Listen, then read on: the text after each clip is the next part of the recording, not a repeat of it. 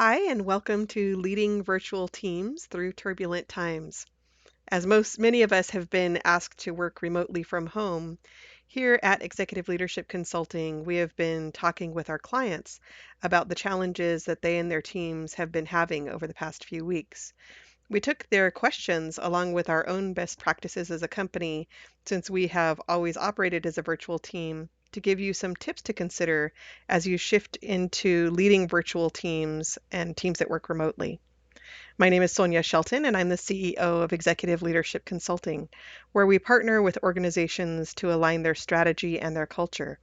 And I'm happy to share some tips with you that we've been sharing with our clients on how to support your team who are now working remotely. So we know that this time of COVID-19 has brought challenges to the workplace. For some people, they've worked from home occasionally, but they haven't worked on a full virtual team before. For others, they've never worked remotely at all before, and yet others may already have a job where they work remotely, but now they have their whole family at home, which then brings additional changes and challenges to their ways of working. Remote work often offers tremendous advantages for productivity, but it also has some downsides. The casual interactions that happen naturally in an office are no longer possible, so you have to make up for those. And there are no hallway conversations or drop-in visits or chats around the coffee area. The team can start to feel disconnected, and that when teams feel disconnected, then trust erodes very quickly. So we want to continue to maintain that trust as we're working virtually. So I just wanted to take a moment as we talk about best practices that great leaders are born in times of crisis. If you think of the great leaders that we all know throughout history, whether they're in companies or government or social issues, they led people through a challenge or a crisis. So now as a leader, this is your time.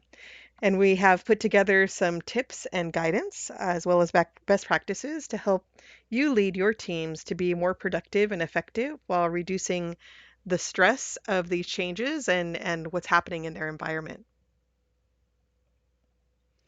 So we're going to cover what I call the 5 C's. So we want to focus on the 5 C's as we're leading virtual teams, starting with confidence and your mindset, and then going into clarity for structure and objectives and priorities, and then communication and the frequency of communication as well as communication tools, and then culture to maintain your culture as you're working virtually, and then finally, creativity and using this as an opportunity for both innovation and renovation.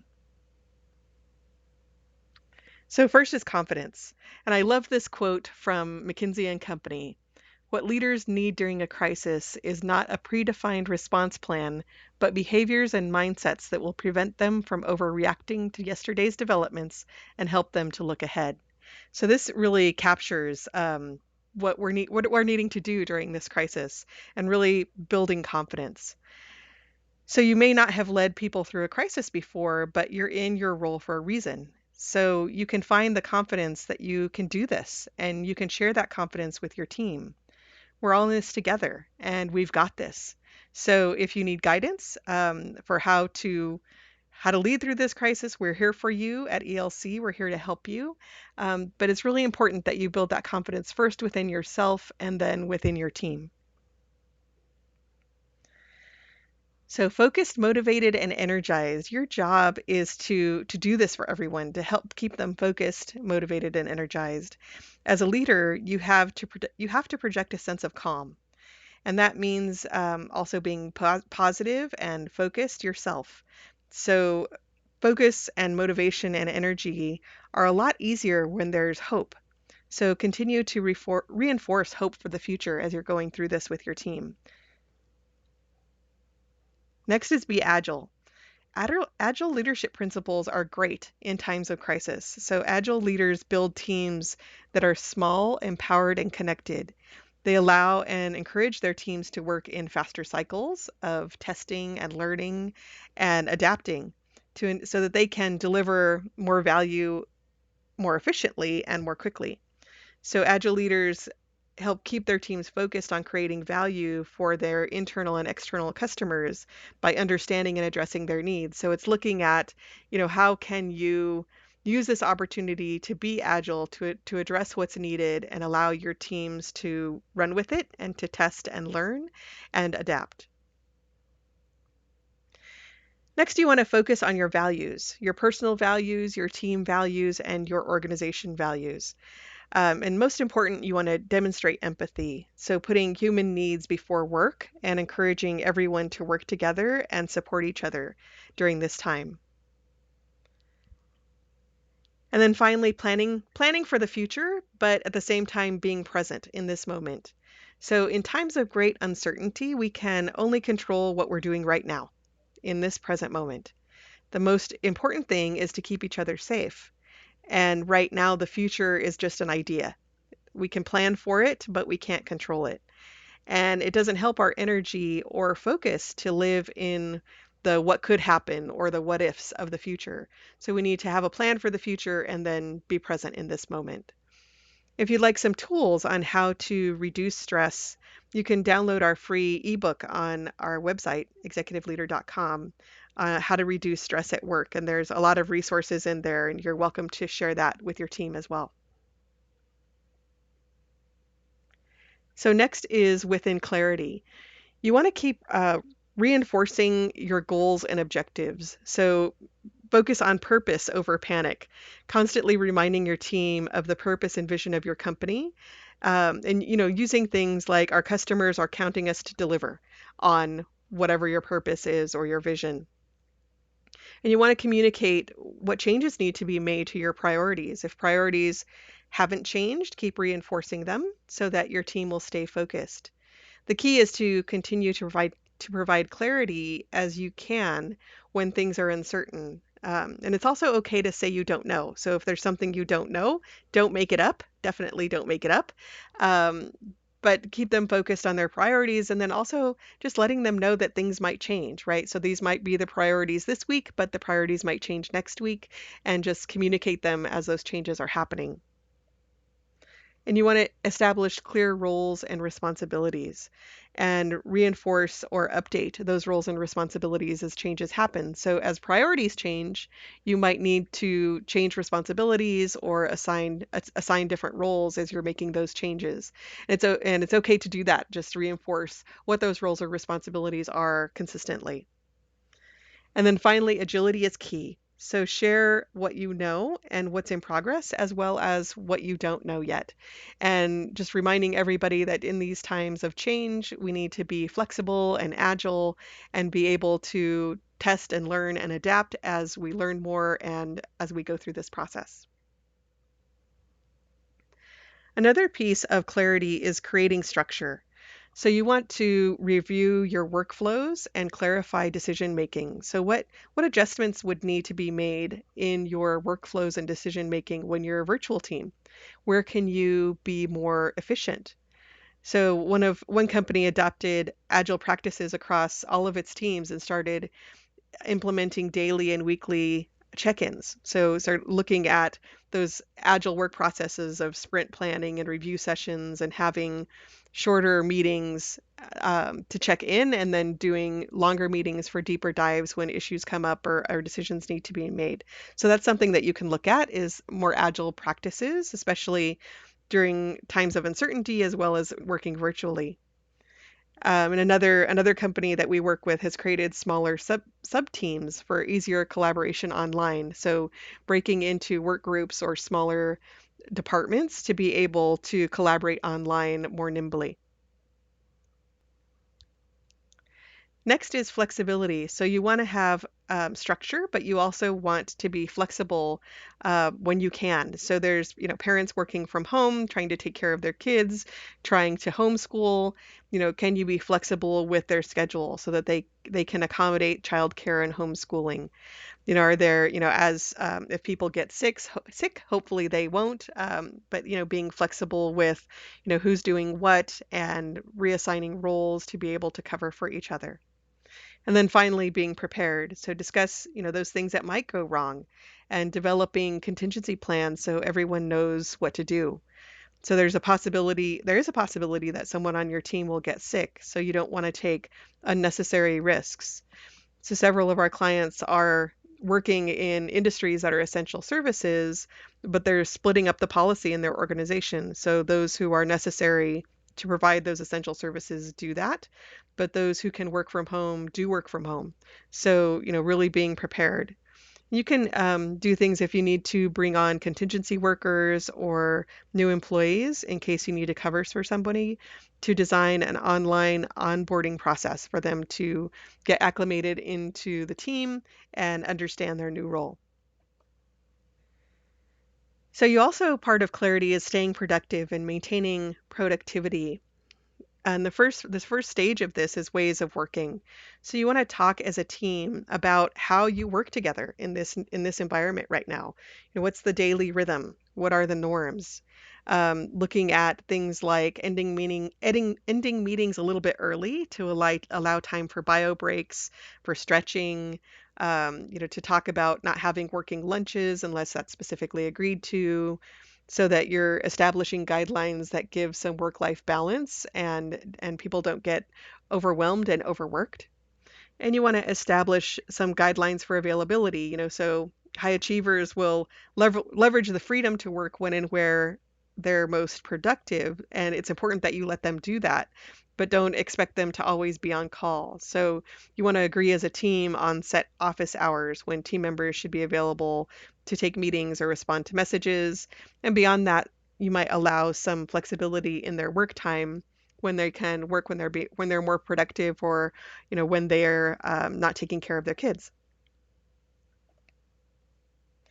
Next is accountability. So you want to establish expectations and accountability and really foster an outcome-driven culture that empowers and holds your team accountable for getting things done. So one of our clients is having team members submit a weekly one-page status sheet to share with the whole team, complete with plans for the week ahead. So everybody knows what's expected of them, but they're also accountable for getting the things done that you're expecting them to get done. So effective meetings. Meetings are a bit different when you're working remotely. So distance tends to lessen our sense of accountability. And so it's much like being in a large group. That makes a remote meeting fertile ground for distraction like multitasking or other forms of non-participation and checking out. And you want to head that off by agreeing on standards of etiquette with things like video conferencing. So one team shared that they agreed to have all their cameras on and mics off except when they're speaking. And they discourage answering texts and instant messages or email messages during meetings. So meetings are more effective when the people are there and fully present. But that also means that you need to make your meetings effective. And in order to do that, you need a clear agenda. You need meeting objectives. So, is this meeting about, informing? Is it about discussing something? Is it an alignment meeting? Do we need to decide, make a decision in this meeting, so that you have clear outcomes and actions for each of your meetings? One of our client organizations put the overarching meeting objective as part of the subject of the invitation. So for example, it might say discuss, and then next to the word discuss, it says what the topic of the meeting is. And so people know going into the meeting what it's about and how they should be participating. And you want, through this process, because it's new for a lot of people, to ask for feedback on the effectiveness of the meeting structure and how you can improve it so that you keep iterating and learning and adapting. And of course, there's technology that you can use when you're working virtually, and it's great to use technology where it's appropriate, but you don't want to look for productivity tools just for the sake of it or because you hear other companies are doing it. There's enough change that's happening already. So if you find that a workflow is breaking down or issues are being created, you can find a tool to try to solve that, but be clear how it's used and maybe even do a training for it. For example, one global bank asked their relationship managers to connect with small business customers via WeChat and video calls to understand their situation and help them weather the crisis. And to do so effectively at scale, the managers are supported through dedicated product programs and online articles and scripts for communicating with clients, as well as internal trainings on how to do the process. And if you need a recommendation for a tool to solve a particular challenge, feel free to reach out to us here at ELC. We'd be happy to share what we've seen that works for us, as well as what some of our other clients are using. So you want to take a learning approach to productivity and empower your team to solve problems constructively. So what that means is when a problem arises, the question isn't who caused it and what they did wrong, but what could be done differently? So how can it be fixed for next time? And asking the question, what can we learn from this? So it's a choice to look at things in a positive and constructive light. And during this time of crisis and also working virtually, it's important to take that learning approach. And then you also want to be creative about productivity and look at things that, instead of postponing something or canceling something that was planned, how can you be creative to make it work virtually? For example, one team had a leadership retreat planned, and instead of canceling, they decided to try to create a remote retreat instead. And people on the team came forward to help plan it and think of creative ideas for things to do. So it became a rallying point for the team, and it demonstrated how helpful and supportive their culture is of each other. So you can look at things like that and try to be creative and work as a team on being more productive. So good communication is key. Yes, absolutely. So you want your communications to be clear and simple, so clarity and simplicity.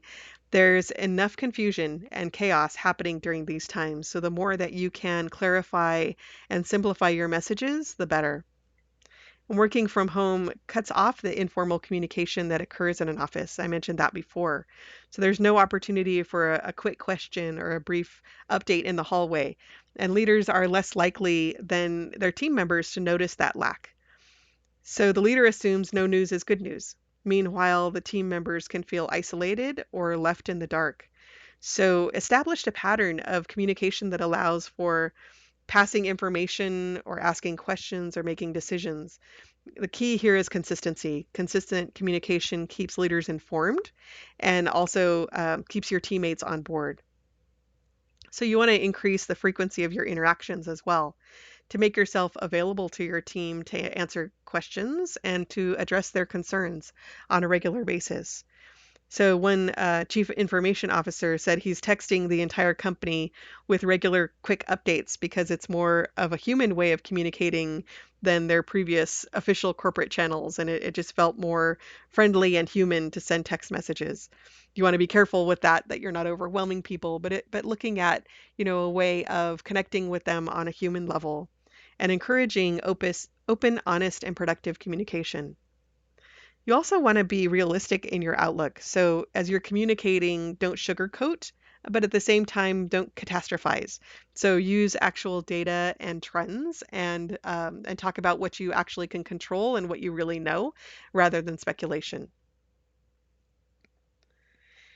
And again, agility. Agile communication practices work great in a crisis. So using things like quick daily check-ins, and then scheduling the longer meetings for issues that come up in those check-ins, and then move things like status updates or reports to email. So determining how you communicate is just as important as what's being said, and it needs to be done confidently, clearly, and consistently.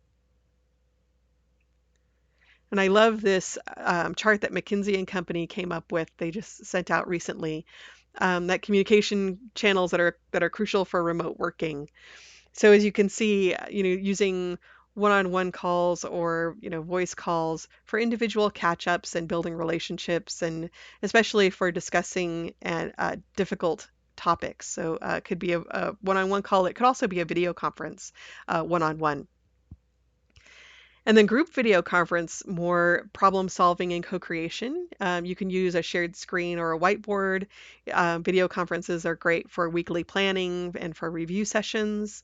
They're great for decisions, for doing trainings like this, and then team talks and retrospectives. And then using chat for things like process indication, something that's urgent, an urgent question, or where some asking for advice or guidance, something that you need to keep up to date in real time. And chat is also great for talking socially and chatting with each other on a social basis. Another idea that I really liked that they shared was using video captures and voice notes. So using a recording to showcase something or explain work. Your manager doesn't have, if you have, as a manager, don't have a lot of time and you need to provide guidance on something, you could just record a note on your voice recorder on your phone and just send it to them. It's also great to do recordings for debriefs after meetings that somebody may have missed. You could record a video or a voice note to send to them, or you can also record meetings so that the people that can't make it can watch the video later.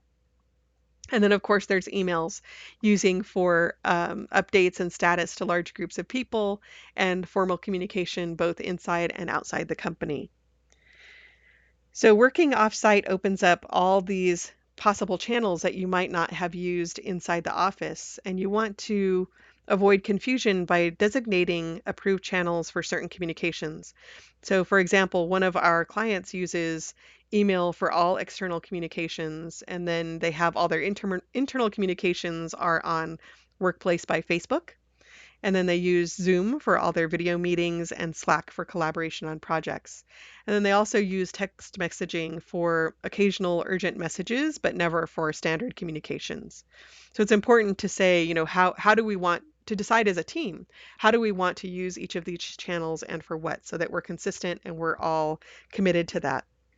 And video conferences are great for discussing complicated topics in real time, but they're also great for creating a sense of community, but they require some coordination and focus. So you want to have, a clear agenda. You want to have somebody who's watching the time and helping to monitor how the video conference goes. And then you can use channel or chat-based communication collaboration software for a quick alignment or easily answered questions, while email can be used to record outcomes and communicate more formally. And there's also some tools that are backlog management tools that can be used to keep on top of tasks and processes. One of our clients said for video conferences that in addition to having a clear agenda and a moderator to keep the discussion on track, that they had agreed as a team to have their cameras turned on throughout the meeting, and they said that was essential to build relationships and to pick up nonverbal cues. And in case, your home office isn't presentable on camera, most video conferencing software offers virtual or blurred backgrounds. And then you can use the screen share or virtual whiteboards for joint problem solving or collaboration. You can co-edit documents in some of these technologies. So next, you want to maintain your culture. The most important thing here is that empathy is crucial in this time. You want to make sure that your team knows that you care, that you're communicating understanding, you're showing your humanness, recognizing that, kids are going to interrupt meetings and pets are going to make noise and things like that. And just, recognizing that we're all in this together and having empathy for those situations when they happen. You also want to look for opportunities to share success stories, to look at, best practices, how are things working, what's not working, asking about those challenges. One of our clients has their team meetings start every time with a standing agenda item that celebrates their wins for the week. So starting out with, okay, everybody, what were your wins for the week? And really keeping that positive outlook and positive attitude. You also wanted to create opportunities for strengthening the connection and community within your team. So for remote teams, loneliness can sometimes be an issue and a dangerous one unless you consciously counter it. So research has found that the harmful effects of loneliness are comparable to those of smoking, up to 15 cigarettes a day, actually. So that's what the research shows. So you want, as a leader, to make sure that you're continuing to create that community and collaboration and connection. So some of the things that our clients are doing is having, a virtual team breakfast or a team lunch, or they're doing a coffee break as a team, or having a happy hour at the end of the day as a team, and having that on video so that everybody can see each other and connect, and then scheduling one-on-one catch-ups so that you can quickly surface issues, offer perspectives, and solve problems for the people on your team one-on-one. And then, of course, you want to encourage the team to check in with each other personally. So, allowing and encouraging them to have that water cooler time together. So some of the things that other companies have done is if they have a collaboration software like Slack, they have a water cooler channel or a social channel, which is reserved for that personal back and forth that happens in most offices, and that's where they celebrate birthdays and the occasional joke. They're sharing pictures of their kids doing homeschooling or their pets while they're working. So that's something that you can consider. And there's one team that said that they were doing breakfast club Mondays to get the team together to check in, to talk about their weekend and prepare for the week ahead. And then one company, the CEO is doing a Monday video that she creates each week and shares with the entire company. So that in that Monday video, they're sharing everything from birthdays and updates on the business, and social things as well. And then there's also an opportunity to submit questions for the Monday video so that the CEO can answer questions in that video as well. Some team building things that people are doing, scavenger hunts for items in their house. Again, sharing funny pet photos or photos of kids. And then, of course, coming together to celebrate birthdays and work anniversaries and things like that. So throughout this, you want to follow your company values, and you want to make decisions based on those values, and you want to refer to them often. So you don't want to force too much too soon in any of this for your culture. If it feels forced or in any way mechanical, it will backfire. So creating a remote culture really means following your heart and being human and staying true to your values and appreciating your employees for who they are, not necessarily as their role, but just as people, especially during this time. So next is creativity. So you want to encourage innovation and renovation. And while business is far from business as usual right now, it is easy for some employees to think of things as in terms of yes, but we can't do this or that right now. It is a tough situation for literally everyone in the world. And so, but we want to challenge your teams to bring you yes and this is what we can do instead solutions. So instead of coming up with excuses looking of why we can't do things, maybe look at how we can. And it's a subtle shift that can change the thinking for the whole team from a reactive point of view to a proactive point of view. So you can look for new opportunities that are created by the crisis and challenge them to find new ways around roadblocks. So there's a company in China called Alibaba that launched Taobao, which is their e-commerce website, and they launched that while they were working remotely during quarantine on the 2003 SARS outbreak. And now Taobao is the world's biggest e-commerce website. The biggest e-commerce website in the whole world was made during a remote quarantine. And Trip.com actually did a remote working experiment in 2014 that ended up changing how they did their customer service. And they actually decided to implement a flexible working culture going forward after they did their experiment. So there is opportunities for looking at how things can be more efficient internally with your team, as well as looking at innovation externally. So some of the biggest companies in the world were launched actually during recessions. So companies like General Motors and Disney and Hewlett Packard and Microsoft and General Electric were all launched during recessions when they saw an opportunity and they responded to that opportunity and innovated and actually launched during a time like this. So there are opportunities. You just have to look for them.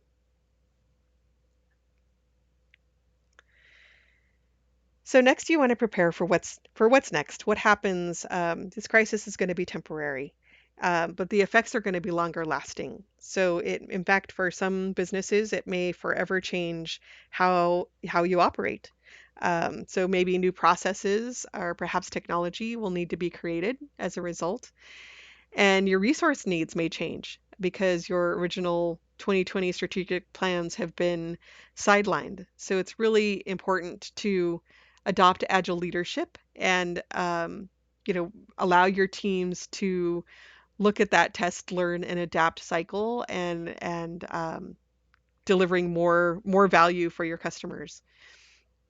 And then asking the question, how will you need to change to adapt to the changing environment when you go back into work and go back into the office as a team? So what are some things that you'll need to do, but based on what's happening in the bigger environment? You know, a lot of companies are going to need to change. They're going to need to change their strategy, and that might mean changing resources, changing roles, reorganization, and getting ready for that.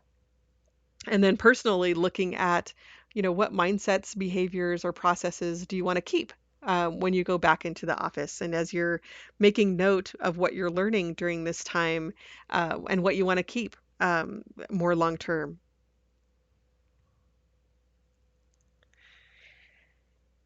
So that wraps up our training today. And if you need help, if there's something that we didn't cover, or there's an area that you want to dive deeper into, or you're having a challenge with your team that you'd like to talk about, we're offering 30-minute consulting calls. They're free. And you can go to executiveleader.com/book-call if you would like to have a call with one of our consultants. We do have limited availability, but we're happy to help you. We want to support you. We're in this together. So if there are other tools or skills that you would like to see us do a training on, either for you or for your team, feel free to just drop us a note. You can email us through our website at executiveleader.com on our contact page, and we're happy to put together more online trainings like this to help you during these challenging times. So we want you to know that we're all in this together. And I thank you for taking the time to spend with me today during this training and to participate. And we hope that you stay safe, that you stay healthy and positive and hopeful through these challenging times. And if there's anything that we can do for you, feel free to reach out. Thank you.